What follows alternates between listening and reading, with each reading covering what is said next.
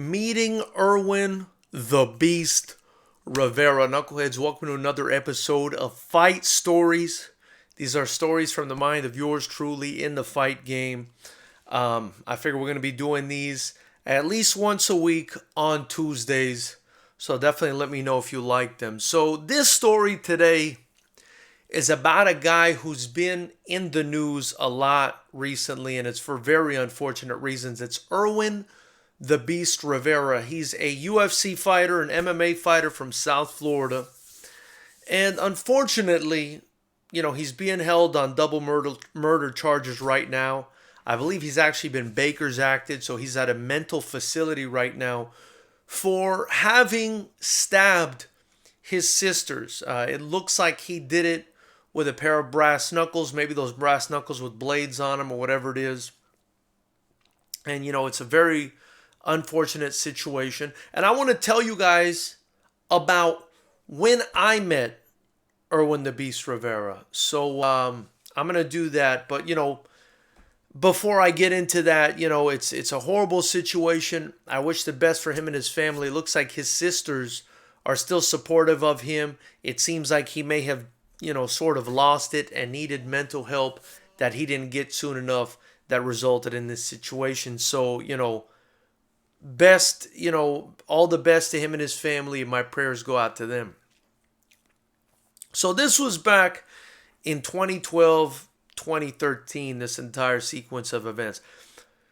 I was an attorney at the time. I still am. I was really hating it at the time, and that's around the time I decided to start FightersRep. And what I was doing with FightersRep at the time was I was interviewing fighters and people in the fight game just to get my mind off lawyering, because it was a lot of unethical bullshit that I didn't like about the profession. It was hard for me to be in the private sector. It was just tough. So I got into the fight game and I did some interviews, and at one point this guy approached me by the name of Frank Morjon. Frank Morjon is a guy down in South Florida. He does stuff in MMA, marketing and things like that. He told me, "George, I see what you're doing. I want you to come announce a friend's fight." I said, "Announce like a Michael Buffer announce?" He's like, "Yeah, I want you to come announce it." I was like, "Oh shit, I've never done that before, but I would like to do that." So he said, "Okay, let's go." So I was like, "Is there any compensation involved?" And he said, "Yeah." And I was like, "Shoot, I get to do something I like and get paid for it. Let's make it happen." So, and this fight was in Hialeah. I remember it clearly. So, Hialeah has a funny reputation. Not the best part of Miami. But, I went out there. Frank was out there. This guy, George, was out there. He was the owner of CFA, I believe it was called at the time, which was the biggest MMA league in all of Florida. They had a lot of former UFC guys and whatnot there. And, I announced, and they loved it. They told me they thought I did a great job. I'll be honest, I think I'm really pretty good at announcing, if I'm being honest with you guys. I mean, there's some things I can't do for shit, right? I can't ride a skateboard for my life. I'll admit to it. But as far as announcing goes, I loved it. I was really enjoying it, and I thought I did a really good job, and that's what they told me. So I was pretty happy about that. And because I did a good job, they got me more work with a different promoter. I ended up linking up with Danny K, who owns XFN, which I still think is probably still one of the biggest shows in Florida right now. But at that time, he was just kind of getting off the ground. And so I linked up with him. He asked me, if I wanted to come announce his fight. I said, "Yeah, of course, man." So this was, one of their first events. I believe it might have been XFN 2. I don't even know. One of their very first events, right? And this was a very, very Miami event, right? It was at a strip club, and I don't want to criticize XFN for doing their show at a strip club, because I would do it there too. The reason being is, you guys don't understand what us promoters have to go through to get a venue to cooperate with us.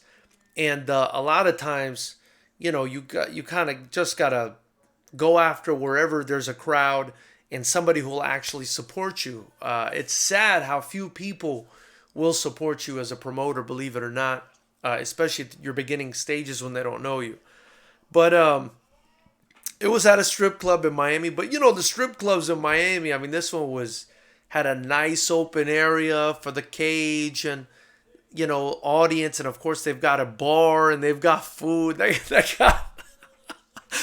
got food at the strip clubs in Miami, man. I mean, these are like restaurants, and I'm guilty of having eaten the food at strip clubs in Miami. But anyway, so I get ready to announce that fight. I remember, I'm writing my stuff down on my little index cards. I'm getting ready. I'm getting excited. At the strip club, it's a good time.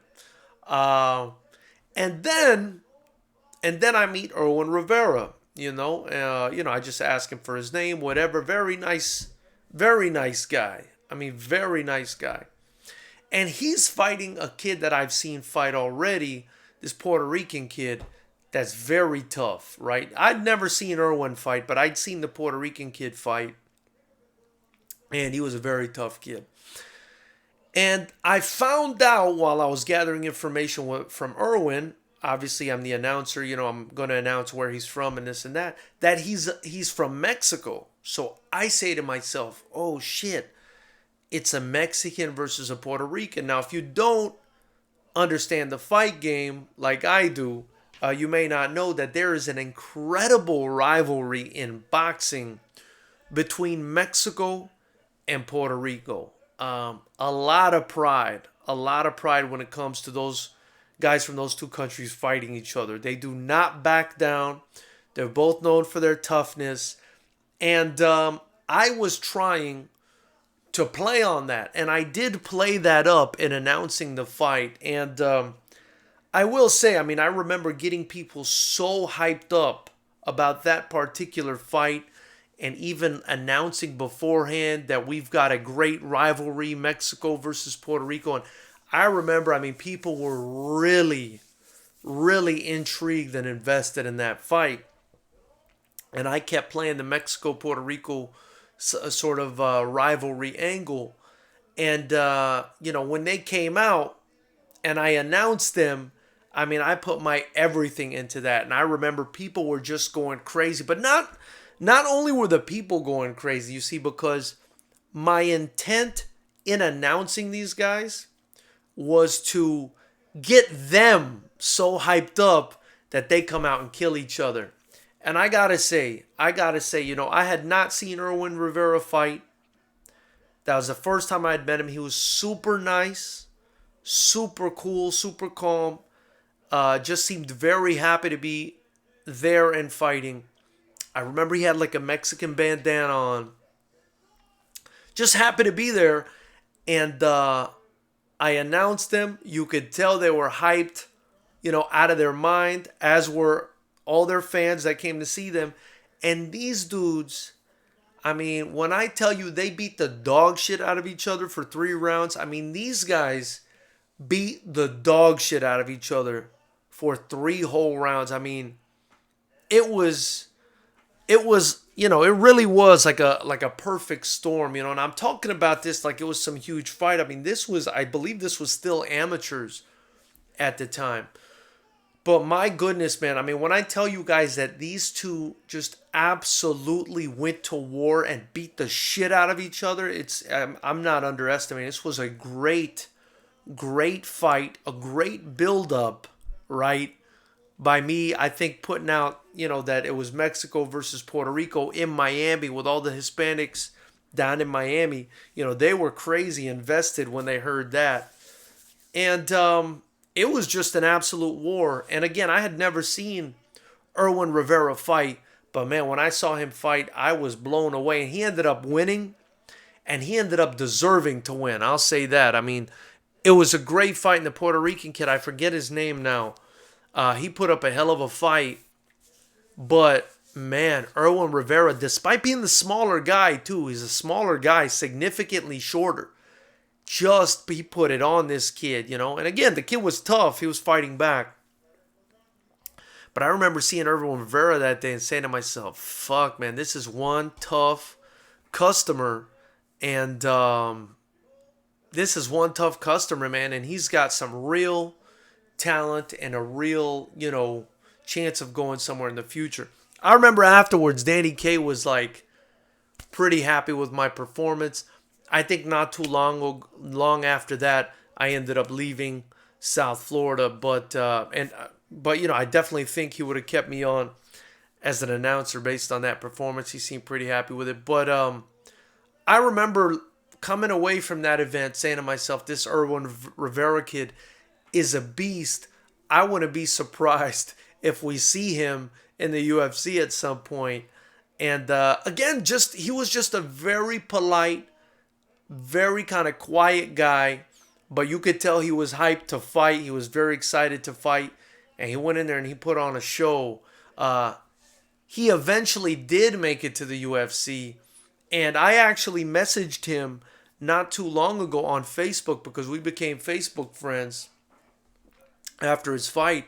And I said, man, congrats. I can't believe I went from announcing you at a strip club in Miami to, you making it to the UFC. I mean, it's pretty wild, And, he acknowledged that and, said thank you or whatever it was. And that was it. I hadn't really heard from him since. He fought a couple fights in the UFC or whatever it was. And then we hear this horribly unfortunate news that he basically tried killing his two sisters. So, I don't know what's going on with him.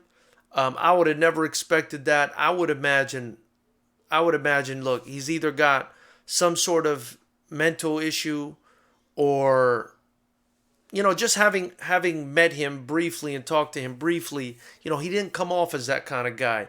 So I would imagine he's got some sort of mental issues the way his sisters are saying, or perhaps it's the CTE, starting to kick in from maybe he's taking a lot of shots to the head and it's kind of, caused him to lose it. Listen, this is a dangerous sport.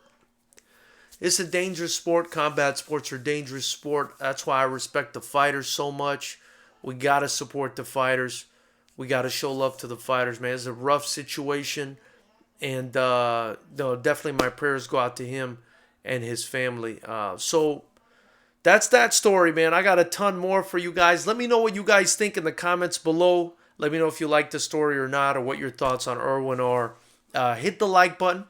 Hit the subscribe button, the bell notification icon next to it. And also hit the join button if you're on an Android device. If not, you're going to have to go on your PC to hit it. For just $5 a month, that's just 16 cents a day. You can help me build this channel, continue putting out content, maybe give me the ability to one day do this full time because I hate having two full-time jobs. And you'd also be helping me build the only kickboxing promotion that matters, FightersRep. Now, by hitting that join button, you'll get access to our monthly business meeting where we discuss the progress of the FightersRep promotions. You also get an emblem next to your name. Let people know you're an official knucklehead and you're a sponsor. You also get a shout out on the channel, right? And then you also get discounts to FightersRep merchandise, I think around 15%. So it kind of pays for itself there. And you can get your FightersRep merchandise in the links below. Anything you purchase, like this dope hoodie, helps me continue again to build the promotion. So yeah, I mean, I hope you guys like that. I have fun telling these stories, man. I have fun talking to you guys, and I look forward to hearing what you guys have to say.